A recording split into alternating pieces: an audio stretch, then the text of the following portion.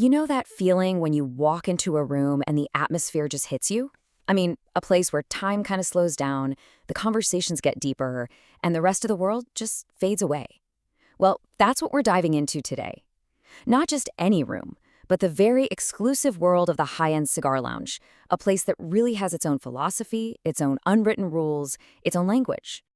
And that greeting right there, that's our way in. It's our welcome to the universe of the Stoic writer, Edo Cruz, and our entry point into this really unique world. And let's get one thing straight. A true cigar lounge, it's what sociologists call a third space. It's not your home, and it's not your office. Think of it more like a portal, where time isn't measured in minutes, but in inches of ash.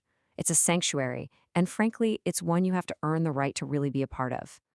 And that is the million-dollar question, isn't it? How do you go from being an outsider, kind of peeking in, to being a truly respected member of that inner circle? Because I'll tell you, it's got nothing to do with how much money you spend. It's all about understanding this invisible social contract. You know, the best way to understand the rules is to see what happens when they get broken, spectacularly. So let's talk about a guy named Sandro and his absolutely catastrophic first 10 minutes at the legendary Le Cirque in Paris. So Sandro, he thought he had it all figured out. I mean, he'd watched all the YouTube videos, he'd read the blogs, he'd been on all the forums. He had all this online knowledge, right? But what he was missing and what he was about to find out he was missing was real-world wisdom. Okay, so mistake number one. The sommelier presents him with this incredibly rare Bahique cigar. And Sandro's first question out loud is, how much is it? Oh, big mistake. In a place like this, you just broke the core rule of delicatesse. Money is handled discreetly. It's quiet. To talk about it so openly, it's a huge taboo, and he just shattered it. So he's trying to recover from that. And what does he do? He makes his second mistake. He pulls out his phone to look up reviews. Now, you have to picture this. You're in a space that is designed meticulously for human connection, and not a single other person has a device out. His screen just lights up the room like this beacon of total disrespect. In a lounge, your phone is absolute kryptonite. And then he commits the capital sin. He actually interrupts Marcel, the lounge's guardian, a man with 37 years of experience, to quote some online expert he'd read about humidity levels. He tried to teach the master. This is the kind of mistake that could get you banned for life. You never, ever correct the guardian. And this just sums it all up so perfectly. Sandro's mentor, a guy named Dantes, pulls him aside and drops this incredible line. See, Sandro had the facts. He had the data from the internet. But what he didn't have was wisdom, the kind that only comes from experience, a little bit of humility, and just paying attention. Now, Sandro's story is the perfect introduction to the single most important person in this whole ecosystem, the guardian. And listen, this isn't just a sales clerk. This is the protector of the temple. Marcel's job, it's way more complex than you'd think. First, he's a curator. His job is to connect your emotional state to the perfect cigar. Just closed a huge deal? He's got a cigar for that. Grieving a loss? He's got a cigar for that too. Second, he's a psychologist. He can read you, figure out what you really need in that moment. And third, and this is the big one, he is the guardian. He protects the culture. He filters out people who are going to be disruptive, and he preserves the sanctity of the space. After Sandro apologized, Marcel shared this little piece of wisdom with him. And it's such a powerful reminder that in these kinds of places, your seat isn't a right, it is a privilege. You get one chance to show you can learn from your mistakes. After that, you got to earn that respect through consistent, humble behavior.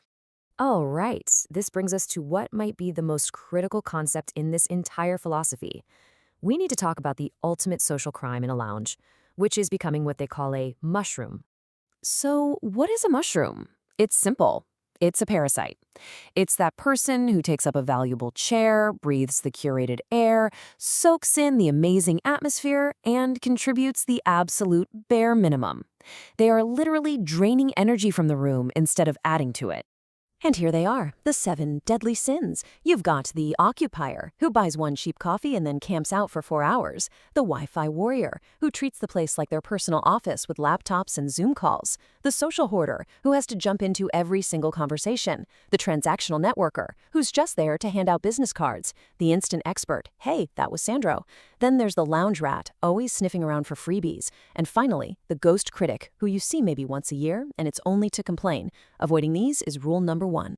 Okay, so the big question is, how do you not become a mushroom? How do you make that journey from being just a visitor, a tourist, to becoming a truly respected member of the community, a pilgrim on a shared journey? Well, there's actually a pretty clear path, and we can think of it like a pyramid. You start out as a tourist, just passing through. But if you show up consistently, you're respectful, you become an aspirant. That's someone the Guardian is kind of keeping an eye on. Over time, you can become an established regular, where people know you by name. Above that, you have the honored regulars, who are real pillars of the community. And at the very, very top, the founders, the legends who actually built the place. And here's the simple ethical rule of thumb that keeps this whole ecosystem alive, this 60-40 rule. Basically, what you buy should be worth at least 60% of what you feel is a fair price for the time and space you're using.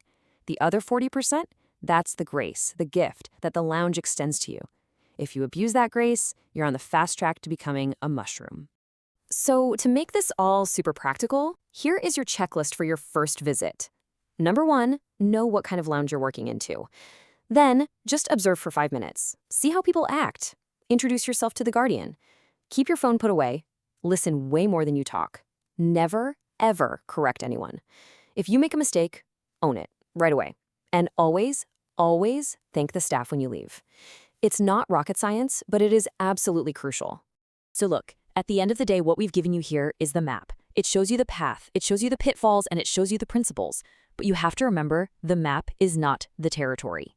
The real journey, that begins when you walk through that door. Ready to watch, ready to listen, and ready to earn your chair in the temple.